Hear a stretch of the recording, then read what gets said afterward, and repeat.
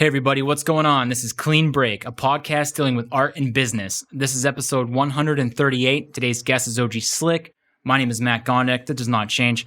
Guys, what can I say about OG Slick that you don't know already? He's been around for over 30 years. He's from Hawaii. He's a graffiti legend. He produces fine artwork, sculptures, toys. Now he produces NFTs. He has a brick and mortar store here in Southern California called Big Dick's Hardware that's been around for over 5 years that gets all the artists in the area, all their materials. This guy's done a lot. He's doing a lot. He's going to continue to do a lot. It's amazing. We planned to do this interview about a year ago. Then COVID happened. He moved to Hawaii and we kept pushing it back, but we finally agreed to do it. It's here now. We did it over Zoom. The reason we did it right now is that him and I produced a very rare one-of-one vinyl toy. It's based off my deconstructed mouse toy that came out in 2017.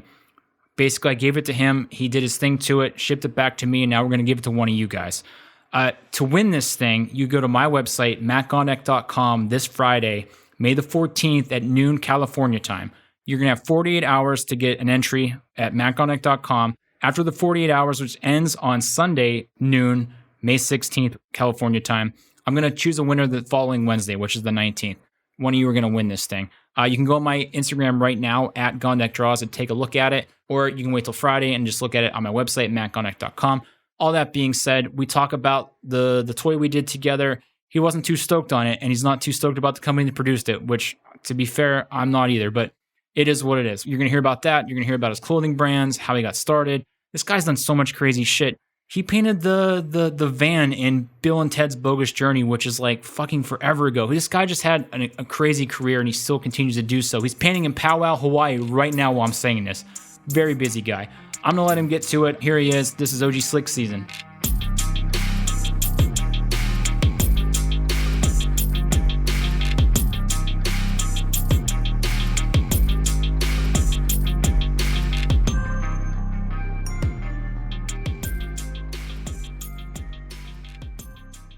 So you've been in Hawaii all through COVID, right? I mean, I know you live in LA, but you must have a house there too, yeah?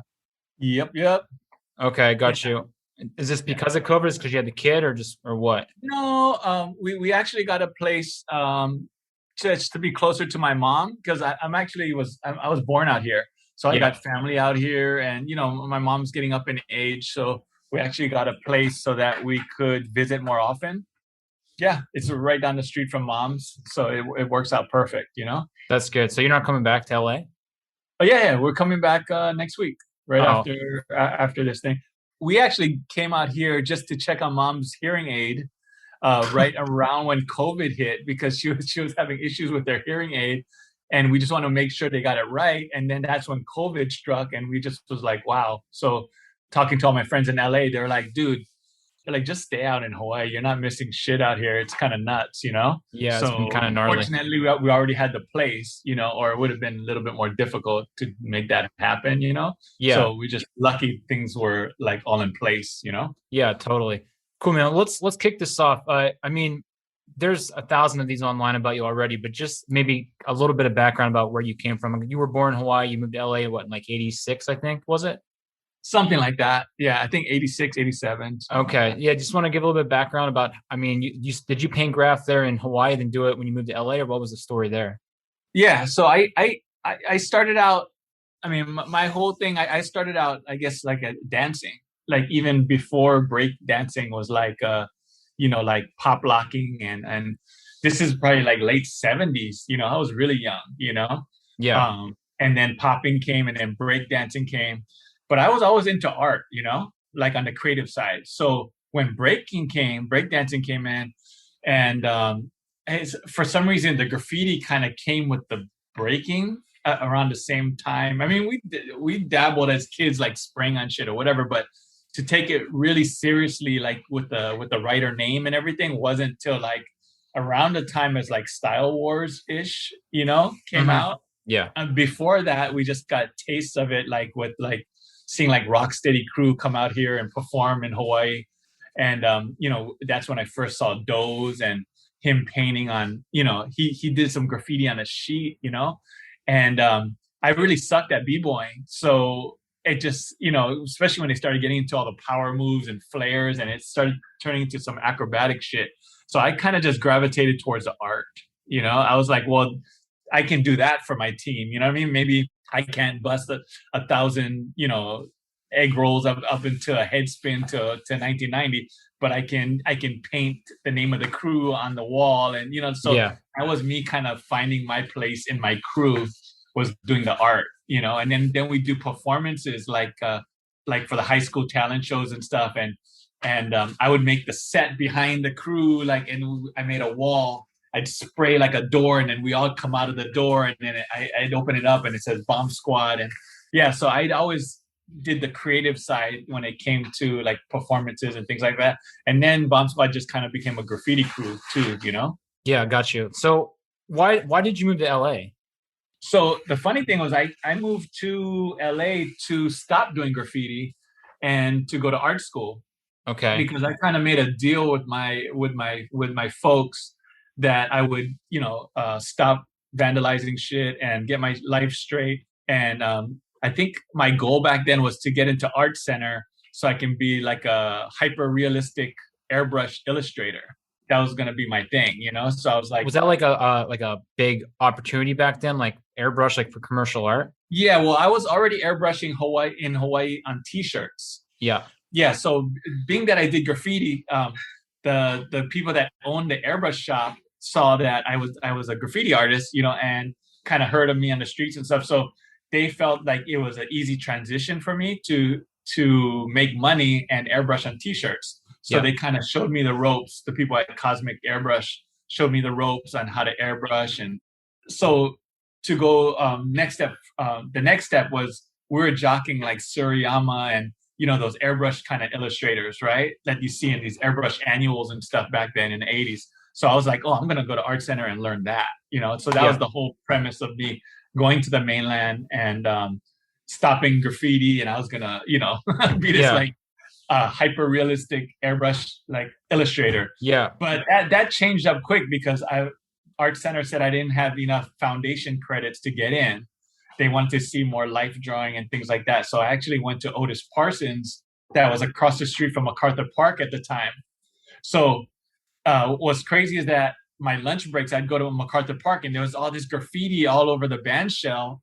And that's actually where I met my LA crew, Kill to Succeed, because they were over there doing like they're painting the band shell for a project. So I met like Duke and some of the other cats, and yeah, they bugged the fuck out of me because I was fresh off the boat from Hawaii. So just the way I dressed, my demeanor, the way I talked, and then when I showed them my my portfolio that I used to get into art school, they bugged the fuck out because there's all these like bright Hawaiian colors, but it's all graph and graffiti, and I think they tripped out, and so yeah, they kind of took me under their wing and showed me the ropes how it is in LA, because it was a very different graffiti culture, because a lot of them are from like gang culture, right? Yeah. So Yeah.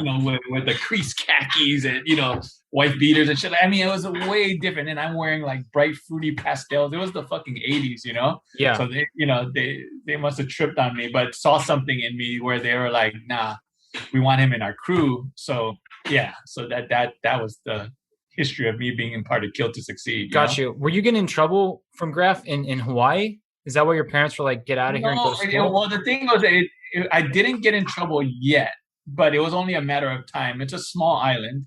I mean, you can only get up so much, and when people get busted, they talk or whatever, and at the my father was a police officer as well. Yeah. So there was that in the internal struggle with the family, with me going out at night and doing vandalism while he's supposed to report it. I mean, like, it was just like he was torn as well. So Yeah. as much as they were so supportive of my art, they hated that I liked to do it illegally. Yeah, of course. So yeah, so that was it. Was I never got in trouble, arrested for it in Hawaii. Actually, I did. No, I don't want to talk about that one. But yeah, All right. It came close. We came close a few times, but yeah. Got you. So this crew you had in LA, we said was K2S? Yes. Okay, so all right, and like, dude, I'm not from the graph world, so just correct me if I'm wrong. Like, these guys are purists. They're like, don't use fucking brushes, all this shit, right? So you're learning just like you do everything with like actual spray paint. But yes, from the outside looking in, like then I go to your website. There's a giant picture of your face on your website, by the way. Jesus Christ. On a computer, you have to literally scroll to get past your photo.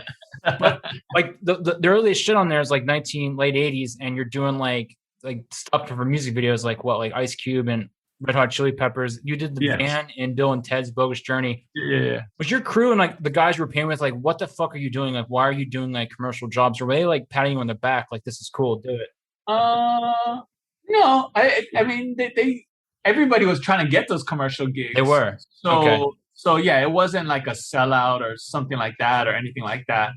As long as we could support our graffiti habit, Yeah. that's all that mattered back then, that we Yeah. love to paint.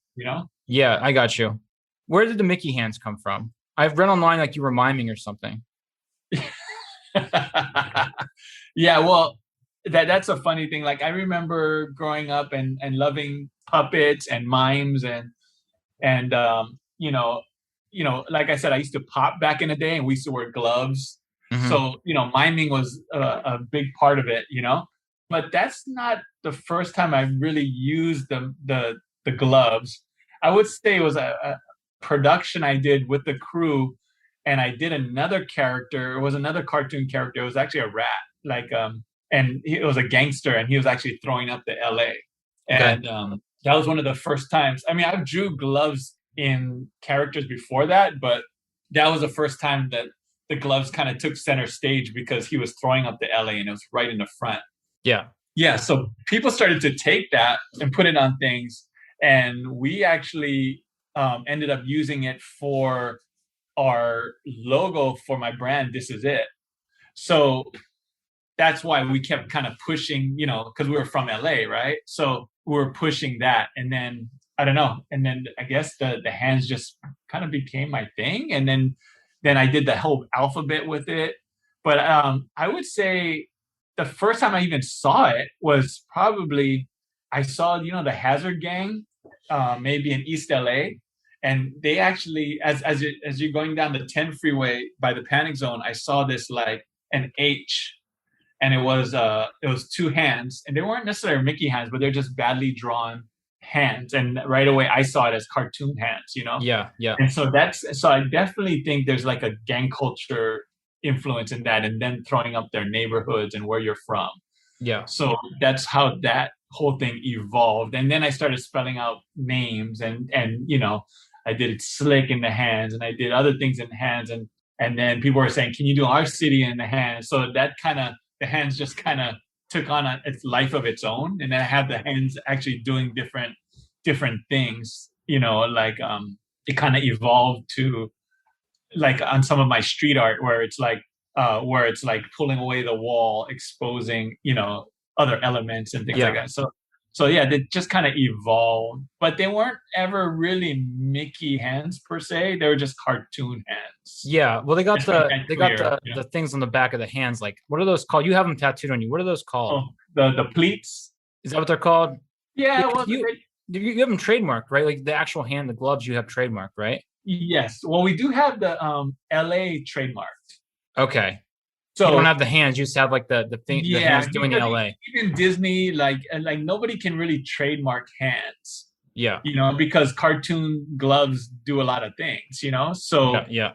There lies the weird thing where I'm sure if they could, they would have came after me, but they probably tried, and legal was just like, dude, and there's cartoon gloves on everybody from Hamburger Helper to Bugs Bunny to even the icon on your Mac has the little glove with the little pleats on. You know what I mean? So the hand where you move. Yeah, I'm moving my mouse around right now. I was like, what the fuck? Yeah, I see it. Yeah, okay. So that was our argument, as like you couldn't really trademark hands, but when they're in the form of LA, that's our shit, right? Like I've created that. That's our trademark. So if anyone does that, I can legally come after them. Yeah. But yeah, I don't own all hands. So people do whatever people do.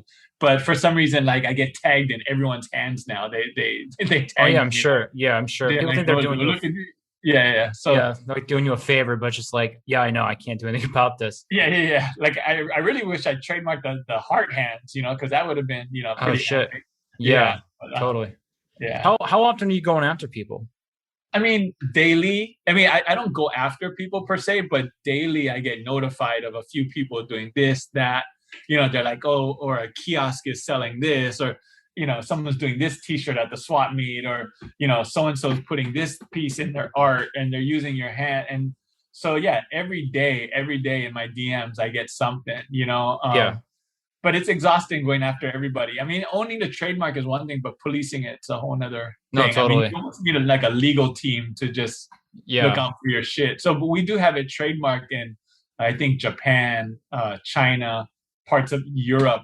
So we spend a little money trademarking it in several countries as well. Yeah, I got So, you. so we are protected, but it is LA at the end of the day. So, yeah, I don't know. Like even some of my Chinese clients and collectors, they love the LA shit for some reason. Even though they're in Shanghai, but they wanted the LA hands. I'm just like, okay, like Yeah, I'm no, I giving mean, I you get it. It's yeah. like LA's famous like all around the world, you know. So you had This Is It. You had, what was it, Fuck before that? Yeah, so as far as my streetwear history, the first one I did when I came out to LA was actually with Risky. I don't know if you know Risk. He's a graffiti artist as Yeah. well, but we did a brand called Third Rail, Mm-hmm. and that was kind of an answer to like con art, and there's a big void for like graffiti apparel back then. And then from there, before we really got into high gear with Third Rail, I had me and Dante pulled out, and I actually met Eric Bernetti, and we did a brand called Fucked Graphics, and we were doing a bunch of cool shit, and it was kind of like on that punk rock, like fuck you vibe, which he kind of came from those roots, like punk rock and skating, because he was already doing skating graphics and also album cover art, and he was actually a dope like illustrator, Bernetti, Mm-hmm. and I just came out of that bad relationship with Third Rail. Not really bad relationship, but we, short relationship. So we're like, hey, let's do a graphics company, and that's when we started Fucked, the skateboard brand. Yeah. What was the bad relationship? Like, what was this? What happened with the third rail? With Third Rail. Yeah. Well, actually, Dante and I left before it got bad. We just saw it turning south early on because of the financial partner he brought in early on, which was his family member, and we already saw us getting squeezed out early on. Gotcha. So Gotcha. before our friendship got sour, we kind of stepped out. Mm-hmm. Now, fucked is a whole nother crazy story. I mean, that one lasted for a few years, and then me and him, I mean, that shit ended up like with shootouts and big court fights and spending thousands and thousands of dollars fighting for the name and shit. Or Is it still around? yeah, he's actually still doing it. Yeah, I And guess we're because yeah, I thought so. You started that brand? I didn't know that until right well, now. technically, he started it. So when Okay. I left, he had already started it with Natis Kapis, but Mm-hmm. him and Natis had a falling out. So he was getting fucked. And Literally. what happened was me and him were kind of in limbo. We're like, hey, let's start a graphics company. I was like, well, do you still own the trademark? He's like, yeah.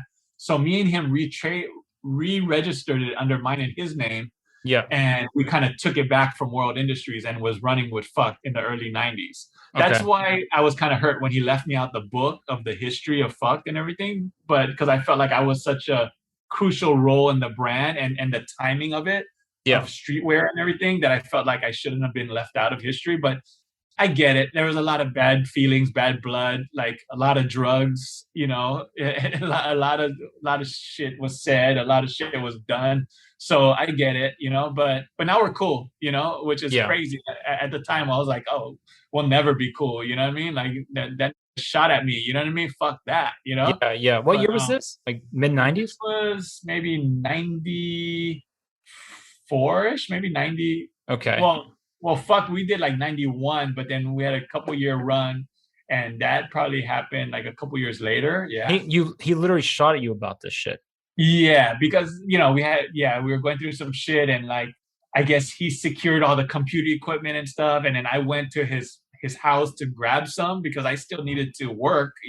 Yeah. And I guess he felt his life was threatened because I went with some boys, but we weren't trying to like rob him. We were just trying to grab what was mine too. It was our Yeah. company, so I just needed one computer system to work on still. But he took it as maybe a life threat, or he was protecting his. So I don't blame him. And I guess he didn't hit me, so it's all good, you know. He says Yeah. he shot in the air to just freak us out, which could be, but when I heard the gunshot, I didn't turn around to look where he was aiming, you know. Yeah. Yeah. Yeah. So it Plus, was you're crazy lugging time. a computer from the 90s. It's probably like a fucking giant, heavy Dude, computer. I needed like two people, one person to Yeah. pull the monitor, and I needed like That shit was so big, man. yeah, and Okay. So, this guy was like 300 pounds, this guy Bubba that was helping me. Like he was grabbing the monitor and I had to grab the CPU, and it was just like yeah. yeah, us trying to run while he was like shooting, and it was just crazy times, Fuck, man. Back man. then. So then This Is It was next. That was the next one. Well, no, right after that was actually a brand I did called Shaolin. So Okay. yeah. So That's the that only was one I've actually never heard of before. I read that online. I've never heard of that one. yeah. I've heard So of all the other Shaolin, ones. but Shaolin was actually pretty dope because I had like a. It was actually really fun times for me as far as design wise because it was like I was getting back in touch with my Asian heritage, right? Mhm. Because being that I'm half Chinese, I was excited to do all this like monk stuff and kung fu shit and like whatever like Asian culture shit that we loved growing up. We threw it in with like hip hop and punk rock, and it was just skateboarding. It was so dope, you know. Yeah. But we just didn't have our business side together, so it was short lived. And people who got it and got the few skateboards and T-shirts loved everything we produced, but we just didn't have a good business mindset, you know, to keep it going. And then we just got like I guess trampled by people that came in like Garmentos that knew what was up. Like you had your Drunken Monkeys and other brands that were like jumping on our Asian shit, right? Gotcha. And Gotcha. and just killed us, or like we're just like dead in the water, you know? Yeah. Which is How were really you selling unfortunate. shit like that back then? Like, was it a store? Were you like on like internet or what? No, we would sell to different shops, you know, like Okay. we had our wholesale catalog that we would make, and we do trade shows, and you sell to little retail stores, and Okay. yeah, we wouldn't do direct to consumer. You know, it'd be a lot different now if we did it. You Yeah. know, Yeah. Totally. Was this all you were doing back then? Did you like work like a regular job, or was this just everything? that was me everyday hustling. You know, Okay. and you know, I feel like I was putting work from Jump and streetwear. You know what I mean? Like whether it was Fuck, Shaolin, Third Rail. Like I did a brand called This Is It, and we had a good run with that as well. But as the years went by, we had a few good successful years of me and my wife Tina and stuff. But it just got harder and harder to even stay on top of trends, and because you know up until then I was always making shit that I like to wear or which I thought was cool, you know. Yeah, but you're getting old, and like the kids don't want to wear it. Yeah, at a certain point, like I don't know what the fuck these kids want to wear, you No, know I what I feel you. mean. Wasn't This Is And It? nor do I even care what they fucking wear, you know what I mean. And that Yeah. was more of it. So yeah, I was like losing touch with what the youth wanted, you know No, what I I mean. feel you. But I could do dope shit in my eyes, you know, but it wasn't necessarily what the kids thought was dope. And Yeah. that there lies the problem, you know. Yeah. Didn't This Is It also sell like art supplies too?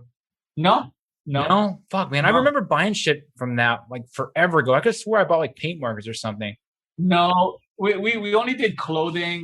It was apparel like from day Okay. one. We did some All right. skateboards and some figures. I first did the LA hand toy with that, but it was always that. But later on, so when we faded out, This Is It because we wanted to focus on my art career and get Yeah. back because I always knew I was going to do fine art. I just didn't know when that was going to be because my whole thing was like I can always be an artist, right? Because my Yeah. mom's in her 90s still painting, so I'm like, I can always do art. I can always do art. Meanwhile, you have the causes or other people that are in fine art just grinding out, getting to a certain point. Yeah. And I felt like, you know, my wife checked me a few times and she's like, well, you think you're a fine artist? Not really. When's the last time you did a painting? Or when's the last time you did? So, yeah, at a certain point, you have to make the decision like, oh shit, I have to let go something, right? So, so it happened to be the brand, right? Even though Yeah. I could have tried to force it and keep it going and bring young blood into the organization and stuff. But we're just like, you know what? We had a good run. You know, let's focus on the art. And then now I have a store called Big Dick's Hardware. So anytime I want to do some cool like graphics or something, I run it through there, you Yeah. know? That is But your store, right? Like you own that? yes, yeah. Okay. That was my next question. That they sell art supplies there for sure. That's a They brick and sell, mortar. yes. And Okay. that was the whole point of that shop was I couldn't get spray paint at my studio like at midnight, right? So Yeah. I'm like, let's just open up a shop. We have the building, you know, so the building is my studio. So I'm just like, you know what, let's open up shop in the front, you know, Okay. sell art supplies, and so I can do something for writers in my community, and Yeah. offer that service. Or I could have just been greedy and just kept all the paint for myself. You know what I mean? No. But I was like, Yeah. nah, like it's, I wanted to do something cool for other writers, and maybe inspire them to do something great. No, So totally. That's been there what, since 2014? I'm not sure how many. Yeah, it's about, I think a 5-year anniversary just passed, but Oh, okay. during COVID, Gotcha. but we didn't really do nothing because of the COVID thing. So right after, as soon as this everything's lifted, we're gonna do like a anniversary party, or something. Yeah, yeah, I got you. Give back a little, yeah. Cool. I actually just interviewed Crayola for another episode, but his wife is his manager. Is Tina Okay. your manager, or is like she just help you? Like, what's the relate? Because like every fucking time I've ever talked to, it's and Tina. You know what I mean? Which is Yeah. dope. Like it's a, Yeah, like a yeah. family unit. Like what's the operation?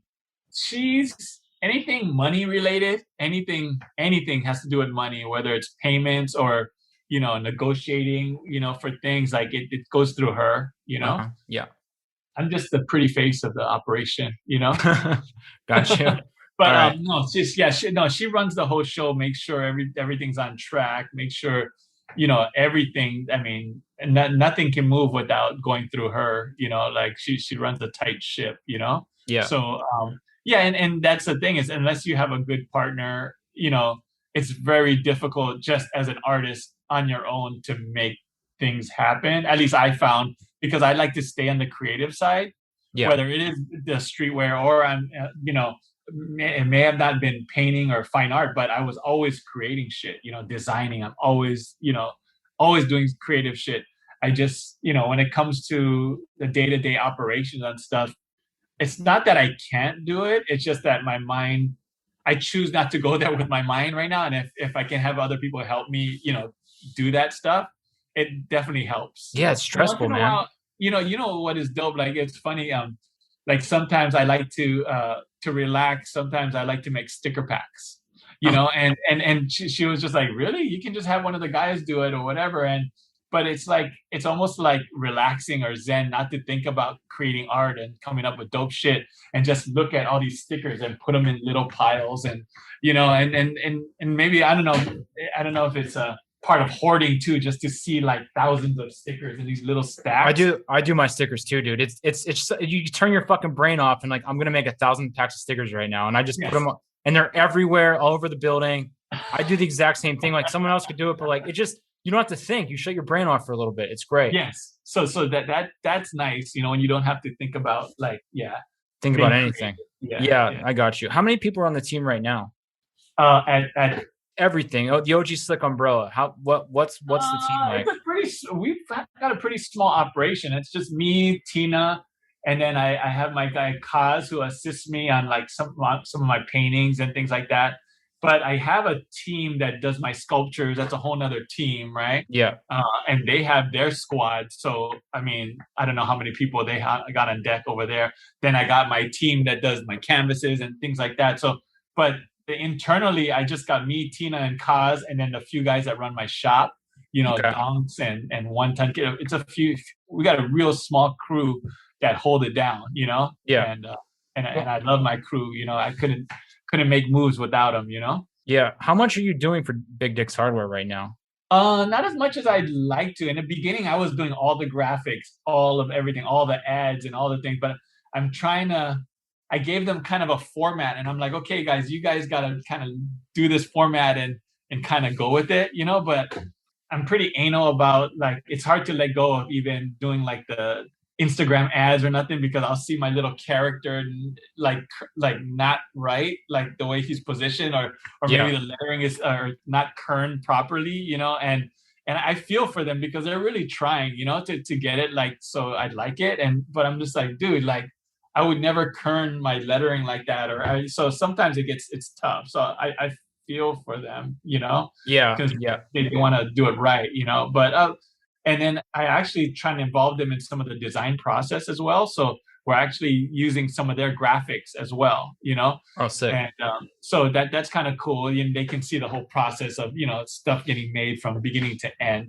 So I'm not that like everything doesn't have to come through me, but it does. But yeah, like I would like to pass a lot of that stuff It's hard to off. let that shit go. Like I know exactly what you mean. Like the kerning, like positioning of things. Like someone else could be really good at how they do it, but it's not how your brain sees it. And like it's hard to like No. have someone else do it for you. It's terrible. Yeah, no, it's tough. I mean, that was my hardest part with the NFT process was I saw things a certain way as far as how my things should be animated or how my things should be shown, you know.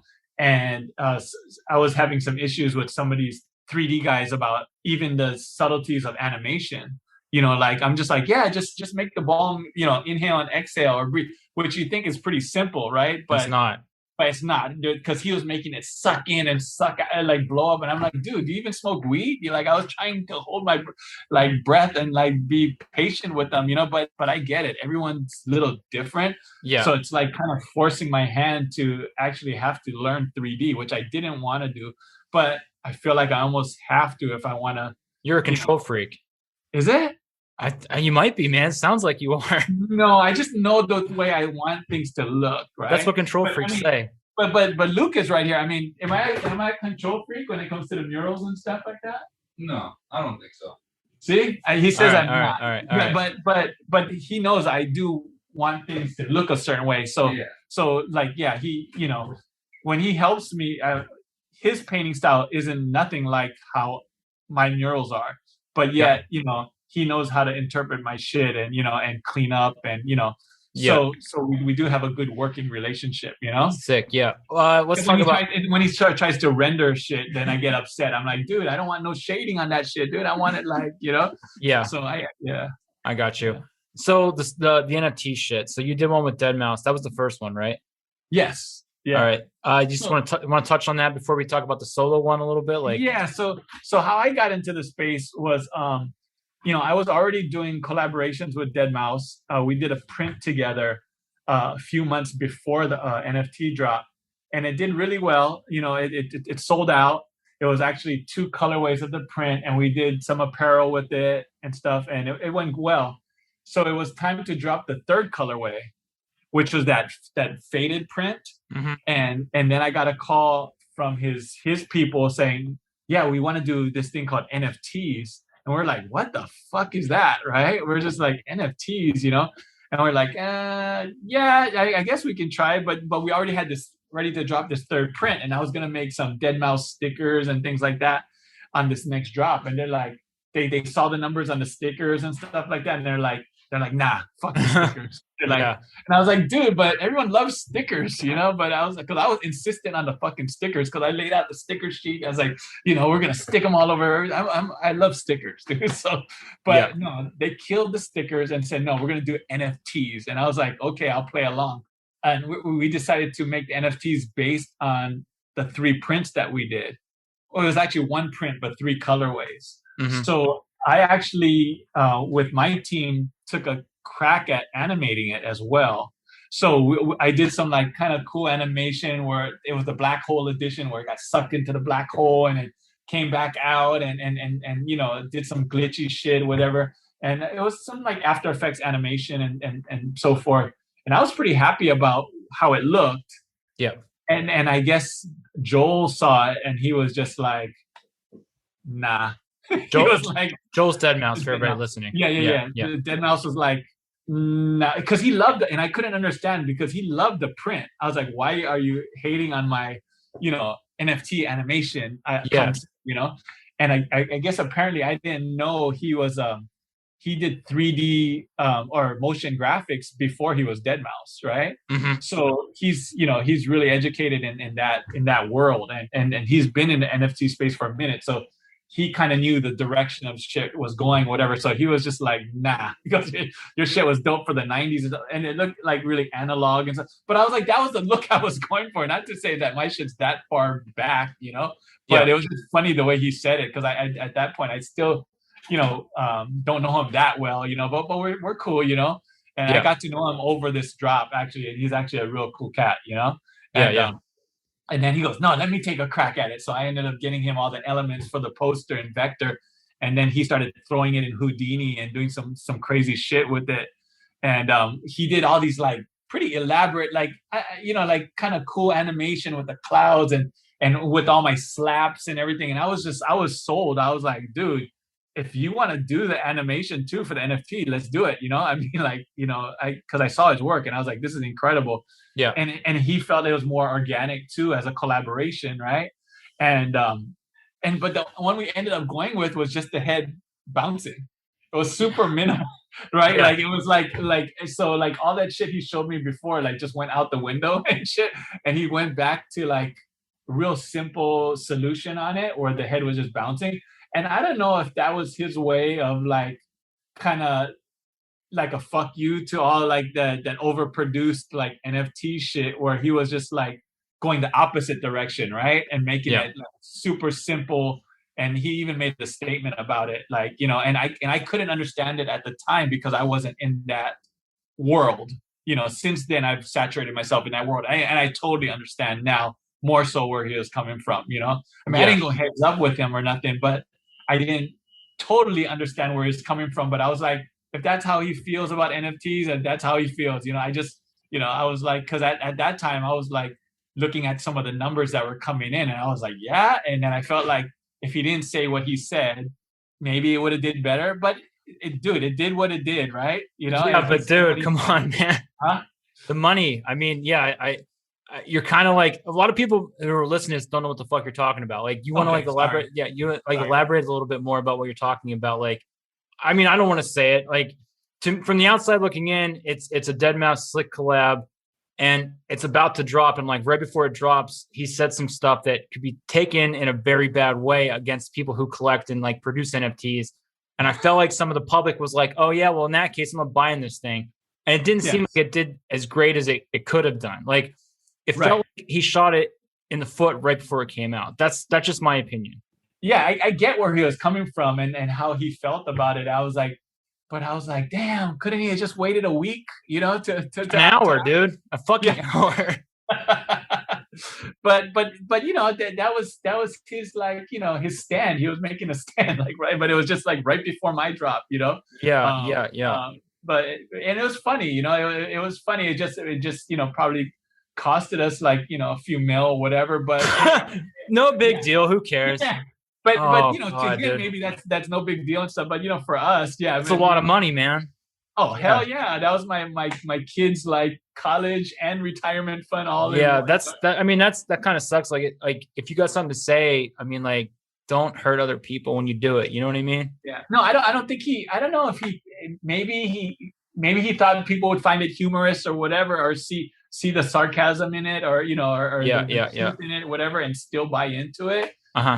Which people do, but yeah, the timing of it was a little crazy. But yeah, I got mad love for Joel. I mean, and the thing is, like, I'm glad he is who he is, and that makes him him. And and I'm grateful for him to turning me on to the space, and what can be done in there. It just so happens that's his view of it, which mine was a little different at the time. I was excited and I wanted to go all out for the shit, where like you saw my drop where like I felt like I went over and beyond, where like I was going against everything he was talking about, right? No, totally. Make some like low effort shit and just cash out, where I was like, I felt like I went in high effort and it did what it did. But it could be the market or whatever, but I don't know.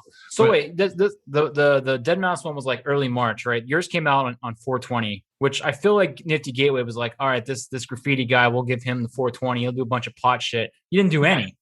You didn't do anything fucking pot, which you said you were going to in the beginning, right? You said you had a bong. I did. My first reaction, actually, one of my NFTs was one of my bong characters that I did during my fuck days. Was one of my early fuck t-shirts. It was like a bong just slumped over, and I did like a rendering of him and into like a 3D sort of figure.